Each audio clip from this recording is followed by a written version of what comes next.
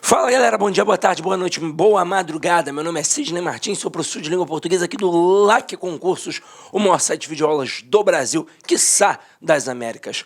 Hoje a voz está um pouco embargada, né? Você já deve ter percebido aí. Afinal de contas, eu estou mega resfriado. Mas o problema é só essa tonalidade aqui que ficou estranha, mas com certeza não vai atrapalhar o nosso conteúdo. Então se liga só, nós hoje vamos estudar a regência. E quando a gente pensa em regência, a gente tem algo muito importante para a prova. Eu tenho aqui a regência verbal e a regência nominal. O que é isso? É um termo exigindo uma preposição. Regência verbal é o verbo pedindo uma preposição. Regência nominal é um nome pedindo uma preposição. Agora, por que isso daqui é muito importante para o concurso público? Principalmente a regência verbal. Porque no dia a dia a gente utiliza o português de um jeito. É o português informal. E na hora da prova é o português padrão. Então já vou de cara citar como exemplo o verbo namorar. No dia a dia a gente coloca a preposição com. Eu digo que o Pedro namora com a Bruna, que a Bruna namora com o Pedro. Mas o verbo namorar, ele é um verbo transitivo direto. Então quem namora simplesmente namora alguém. Então o certo seria Pedro namora Bruna ou Bruna namora Pedro. Ou seja, o verbo namorar não pede a preposição com. Ele até pede um complemento, mas é um complemento sem preposição. E isso faz a gente errar muito na prova, porque no dia a dia a gente fala de um jeito e na hora da prova é do outro. Ou seja, é o famoso erro do cotidiano que vem para te derrubar. Agora, em relação à regência nominal, a gente manda muito bem. Não é muito bem. Então não tem problemas. Nesse momento, o que acontece? Quando o cara cobra a regência nominal, ele tenta te derrubar, não perguntando se a frase está certa ou errada. Ele tenta, na verdade, ir em cima da análise sintática, porque aí ele vai cobrar a diferença de complemento nominal para adjunta de nominal, e é isso que, de fato, torna o processo difícil. Mas não se preocupe, vamos lá. Vamos começar aqui a brincadeira. Não faz muito tempo, uma aluna no curso presencial perguntou assim para mim: professor, qual é a diferença de concordância verbal para concordância nominal? Era a primeira aula dela numa salinha de concurso público. Fazia 15 anos que não estudava. Aí eu coloquei a seguinte frase: os alunos gostam de sorvete. Observe que os alunos é o nosso sujeito. Aqui eu tenho o verbo gostar e de sorvete é o nosso objeto. Então, o verbo gostar é um verbo transitivo indireto, pois quem gosta, gosta de alguma coisa, e de sorvete é um objeto indireto. Aí ela perguntou a diferença, como eu acabei de dizer, de concordância verbal para regência verbal. Concordância verbal é a relação entre o verbo e o núcleo do sujeito. Então, o verbo vai concordar com o núcleo do sujeito. Se o núcleo estiver no singular, o verbo vai ficar no singular. Se o núcleo estiver no plural, o verbo vai ficar no plural. Então, aqui, ó, eu tenho um sujeito. Quem é um núcleo? É o termo alunos. E por que eu sei que alunos é um núcleo e não um os? Porque o núcleo do sujeito vai ser sempre um substantivo sem preposição, pois, na verdade, o substantivo, como já vimos, é sempre uma estrutura nuclear. Então, ele sempre vai ser núcleo de qualquer estrutura nominal, como o núcleo do sujeito, o núcleo do objeto e por aí vai. Agora, se o núcleo está no plural, o verbo fica no plural. Então, aqui eu jamais poderia dizer os alunos gostam de sorvete. Eu, neste momento, teria um erro de concordância verbal, pois o verbo não estaria concordando com o núcleo do seu sujeito. Agora, quando eu coloco gostam de sorvete, observem que essa preposição ela não apareceu do nada, ela apareceu porque foi exigida pelo verbo gostar. Então aqui, quem gosta, gosta de alguma coisa. Não teria como eu tirar e falar simplesmente os alunos gostam sorvete, pois na verdade os alunos gostam de sorvete. Então esta preposição foi exigida por este verbo. E isso aqui nós chamamos de regência verbal. Aí ela entendeu muito bem e a gente conseguiu caminhar. Então vamos lá, vamos caminhar agora através de um estudo dirigido. Acompanhe aqui comigo. Em concursos públicos, regência é o estudo de qual palavra, termo regente, pede qual preposição, termo regido. De acordo com a classe do termo, podemos ter regência verbal ou nominal, como falamos aqui com vocês. Aí vamos ver aqui os exemplos. Precisamos diariamente de atenção. Olha aqui, ó. Este de foi exigido pelo verbo precisar. Então, quem precisa de alguma coisa. Já que todos acreditavam em um futuro melhor. Neste contexto, quem acredita, acredita em alguma coisa. Então, aqui nos dois casos, eu tenho exemplos de regência verbal, quando o verbo pede uma preposição. E aí você tem que saber aquela listinha das preposições. Agora, regência nominal. Regência nominal é quando o nome, aí a gente tem aqui nessa pegada, substantivo, adjetivo ou advérbio, existe a preposição. E aí vamos entender por que na hora que eu falei nome, eu não disse simplesmente o substantivo e joguei ali no bojo adjetivo e advérbio. Aqui eu tenho a essência das três formas nominais do verbo. Eu tenho gerúndio, particípio e infinitivo. O gerúndio corresponde a um advérbio. O particípio corresponde a um adjetivo. E o infinitivo corresponde a um substantivo. É por isso que eu jogo aqui, ó, essas três essências como se fossem nominativas. E agora, vamos dar uma olhada nos exemplos. Tenho medo de fantasmas. Observe que este de, ele foi exigido pelo termo medo. E aqui, ó, eu tenho um substantivo abstrato, pois é um sentimento, logo não é verbo. Então, é um nome pedindo uma preposição, pois quem tem medo de alguma coisa. Na segunda frase, mantenha sua fé em Deus. Neste momento, essa preposição foi exigida pela palavra fé, pois quem tem fé em alguma coisa. Na outra, o homem era fiel à sua esposa. Essa preposição a aqui foi exigida pelo termo fiel, pois quem é fiel a alguém. E aqui, agiram contrariamente às ordens. Esse às ordens foi encabeçado pelo contrariamente.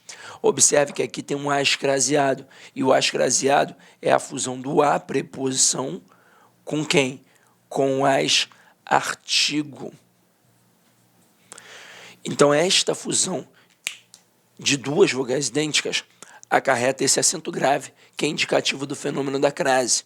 Detalhe, posteriormente, nós vamos estudar a crase em todas as suas peculiaridades, e você vai perceber que crase nada mais é do que um processo de regência, tanto verbal quanto nominal, só que ali nós vamos trabalhar com a exigência de uma preposição específica, no caso da preposição a. Agora, observem que foi exigido pelo advérbio contrariamente. Então, tudo isso aqui é regência nominal. Então, tem momento em que o verbo pede a preposição, tem momento em que o nome pede a preposição. Quando é o verbo pedindo, é regência verbal. Quando é o nome pedindo, regência nominal. Agora, eu disse que, por incrível que pareça, a gente usa a regência nominal, mas acertadinha. Aí o avaliador é muito esperto. Ele cria questões de regência verbal e pede para você assinalar dentre as opções a certa ou a errada. Já quando ele trabalha a regência nominal, ele também faz isso, mas ele gosta muito de trabalhar a análise sintática. E aí, dentro dessa pegada, nós começamos a entender a diferença entre complemento nominal e adjunto adnominal. Só que antes de partir para isso daqui, eu vou ter que mostrar esse processo para vocês. Então, vamos lá. Eu tenho aquilo que eu chamo de complemento nominal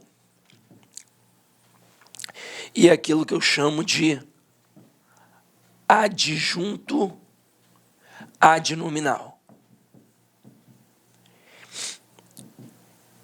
Essencialmente falando, qual é a diferença entre essas duas estruturas? O complemento, como diz o próprio termo, ele vem para completar o sentido do nome.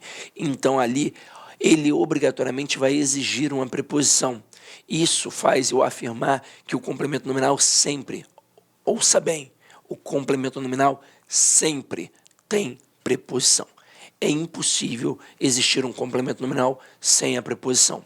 Já o adjunto adnominal, como diz o próprio termo, ó, ele está junto do nome. Pode ser que ele tenha preposição, mas pode ser que também não tenha. Agora, quando é que vai nos confundir? Quando exatamente aparecer a preposição. Só que aí, para isso, nós temos um quadrinho muito bom para resolver esse problema. Nós não temos 3 instâncias nominais, o adjetivo, o advérbio e o substantivo, só que aqui de cara eu tenho aquilo que eu chamo de substantivo concreto e aquilo que eu chamo de substantivo abstrato. Vou colocar aqui o substantivo abstrato 2 vezes, pois nós teremos 2 situações para avaliar. Mas antes de mais nada, a gente tem que definir muito bem a diferença de substantivo concreto para substantivo abstrato. Pensa aí comigo em casa. Se eu dissesse assim, ó, fada é substantivo concreto ou abstrato? Gnomo é substantivo concreto ou abstrato? Deus é substantivo concreto ou é abstrato?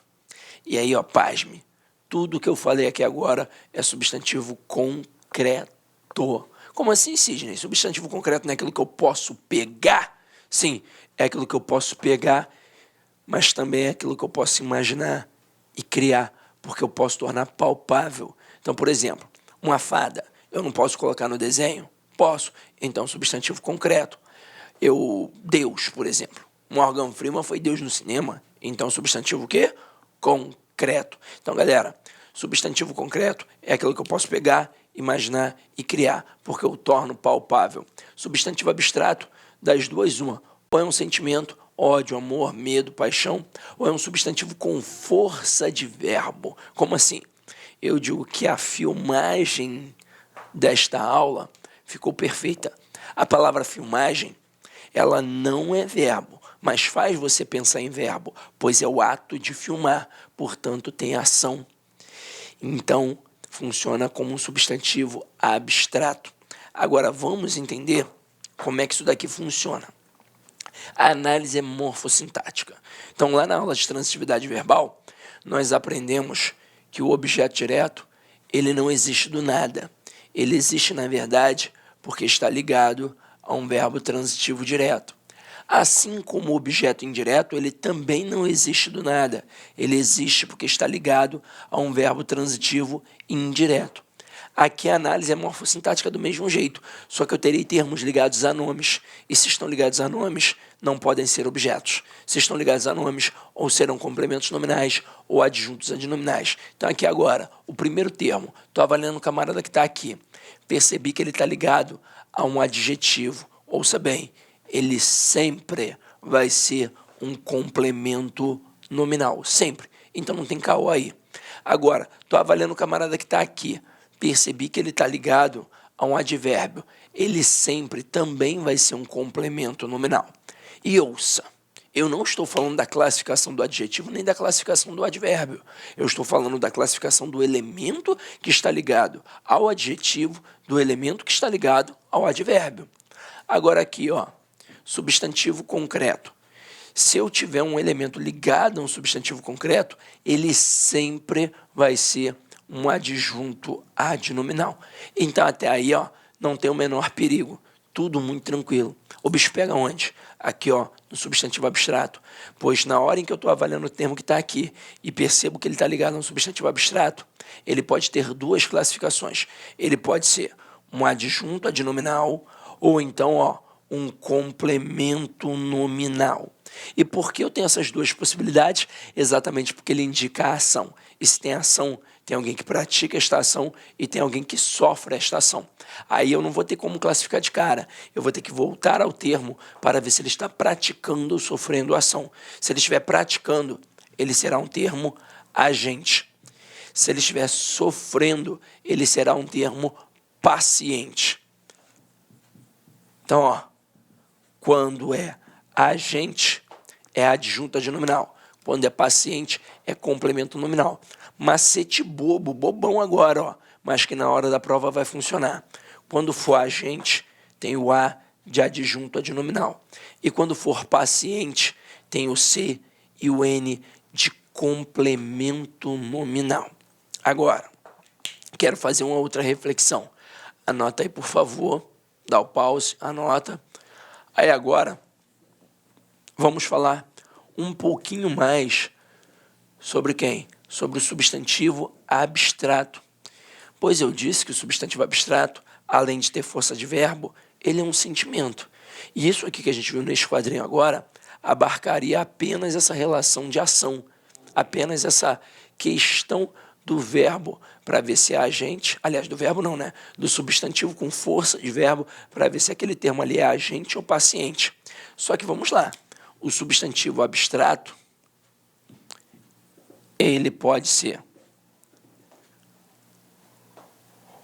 um substantivo que indica a ação, ou pode ser um substantivo que indica um sentimento. Quando tem ação, como já vimos, você não tem como classificar de cara, né? Você volta ao termo para ver se ele está praticando ou sofrendo ação. Aí, se for agente, portanto, o cara que pratica a ação, você vai ter um adjunto adnominal. Se for um termo paciente, ou seja, que sofre a ação, você terá ali um complemento nominal. Isso aí é muito tranquilo. Agora, turma, e quando é um sentimento? Amor, ódio, paixão, medo. Neste momento, eu tenho que ver quem sente, quem possui este sentimento. E por que a gente tem que se preocupar com quem possui o sentimento? Porque o adjunto adnominal, ele tem em sua essência a posse. Então, se aquele termo destacado possuir aquele sentimento, ele será um adjunto adnominal. Se aquele termo destacado não possuir o sentimento, aí nós teremos um complemento nominal. Então, vamos lá. Vamos pensar na relação de posse.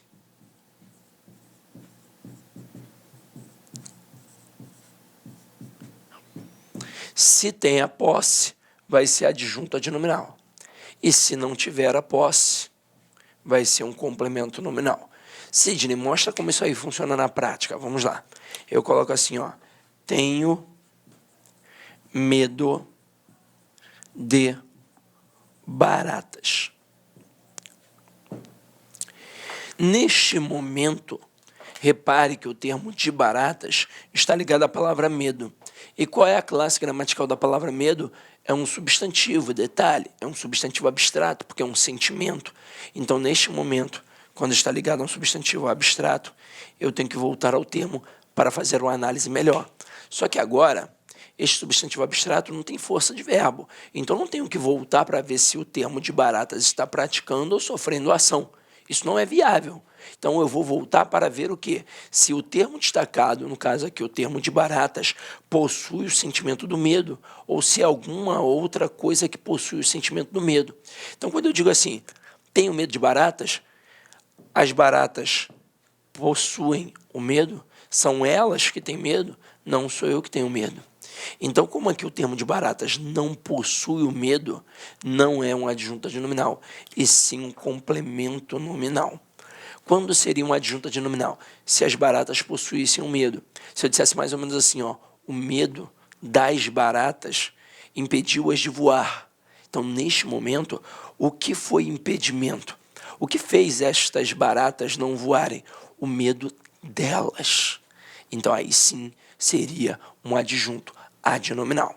Sabendo esse processo, o que a gente vai fazer aqui agora?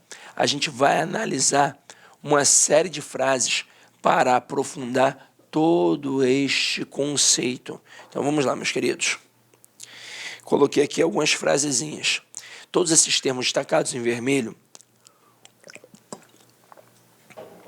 têm preposições, só que eles estão ligados a quem?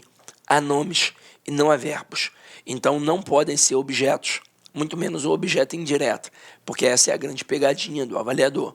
Como estão ligados a nomes, ou serão complementos nominais, ou serão adjuntos adnominais. Então, vamos lá, vamos por partes. Na primeira frase, sou favorável a vocês. Reparem que o a vocês está ligado à palavra favorável. E qual é a classe gramatical da palavra favorável? Aqui é um adjetivo. E, Cisne, eu tive dificuldade, não consegui enxergar assim tão bem. Muito provavelmente, se você teve alguma dificuldade, foi porque você olhou só para a palavra favorável. E aí ficou difícil. E na língua portuguesa tudo depende de contexto. Se isso porventura acontecer lá na hora da tua análise sintática, na verdade morfossintática, porque você está tentando ver qual é a classe gramatical para aí sim classificar sintaticamente, você vai olhar a estrutura como um todo. Então você vai ver que aqui tem um sou favorável. Sou é do verbo ser, que é um verbo de quê? De ligação. Então, neste momento aqui, favorável vai ser um adjetivo. Aí, então, se o termo a vocês está ligado a um adjetivo, significa que o a vocês é um complemento nominal. E acho que agora, com a frase, fica bem claro. Eu não estou dizendo que o adjetivo é um complemento nominal, até porque o adjetivo você já sabe. Nós vimos isso na aula. Olá, meus amigos, minhas amigas. Eu sou o professor Lac, com muito orgulho, muita satisfação. Estou aqui para apresentar uma super proposta pedagógica específica para o concurso do Instituto Federal do Ceará 2021. É isso mesmo, edital publicado, edital na praça, e nós, claro, aqui da Lac Concurso, uma grande tradição em oferecer cursos para universidades federais e para institutos federais. Não podíamos deixar de fora dessa grande oportunidade. Então vem comigo, edital publicado, edital na praça, né? Nós teremos 3 grandes cursos. Nós teremos esse curso, que é o assistente em administração, teremos um curso focado para o cargo de administrador, e nós teremos um curso também que é conhecimentos básicos, né, que é a parte da legislação, e mais língua portuguesa. São 3 oportunidades aí para vocês estudarem conosco, né? Então vem comigo. Este curso, né, curso aí, né, bastante competitivo, focado no cargo de assistente de administração, por apenas 10 parcelas de R$ 90. O prazo de acesso, 90 dias, e o nosso Personal Coach começa no dia 11/10. Professor, o que é o Personal Coach? Personal Coach é a nossa metodologia, que é uma metodologia baseada na administração, que é o regime de metas. Quando uma pessoa trabalha em regime de metas, ela vai se motivando na medida do que cumpre as metas. Então, segunda-feira você tem uma meta, você foi lá, ficou no farol verdinho. Terça você tem outra, quarta e assim por diante. O que acontece? Lá no final do curso, você brincando com o regime de metas, ranking, a gente vai ranquear vocês. O que vai acontecer? Você vai ter lá um resultado super positivo, né? Digo para vocês, eu desconheço algum aluno nosso aqui da Lac Concursos que cumpriu 100% as nossas orientações pedagógicas que não ficou competitivo. Pode ter certeza disso. Se você cumprir nosso Personal Coach, você tem tudo para ficar competitivo. A data da prova é no dia 11/12, né? Muito curto aí, o edital aí não é muito complicado o conteúdo programático. As inscrições vão até o dia 7/10 e a banca examinadora é a banca IDECAM. Próximo cargo é o próximo curso nosso. Olha aí que barbada, 10 parcelas de R$ 15. Você vai ter língua portuguesa e mais conhecimentos gerais, que é a parte de legislação. Também prazo de acesso 90 dias, né? E o terceiro curso nosso é o curso focado para o cargo de administrador. Apenas 10 parcelas de R$ 40 e também tem um cargo, tem o Personal Coach, né? Olha, eu sempre gosto de tirar um print do edital. Aí, edital publicado, edital na praça, dia 8 de setembro. As vagas, né? Ó, administrador tem que ter curso superior à administração, mais registro no conselho, 2 vagas imediatas e no máximo aí nós temos aí 9 vagas aí para o quadro de reservas, né?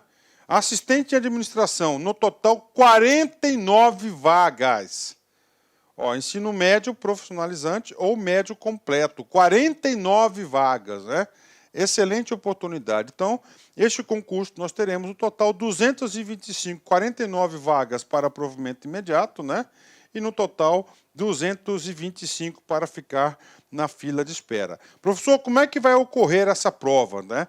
Então, na prova, nós temos aqui essa prova, são 60 questões, múltipla escolha, 4 alternativas, 10 de língua portuguesa, 10 de parte de legislação, que é o decreto do Código de Ética do Poder Executivo Federal, o Estatuto do Servidor Público Federal, isso aqui é a lei Processo Administrativo Federal e as 2 leis específicas de carreira aí, e do sistema de educação profissionalizante do Brasil. Todas as leis nós temos gravadas e mais os conhecimentos específicos, né?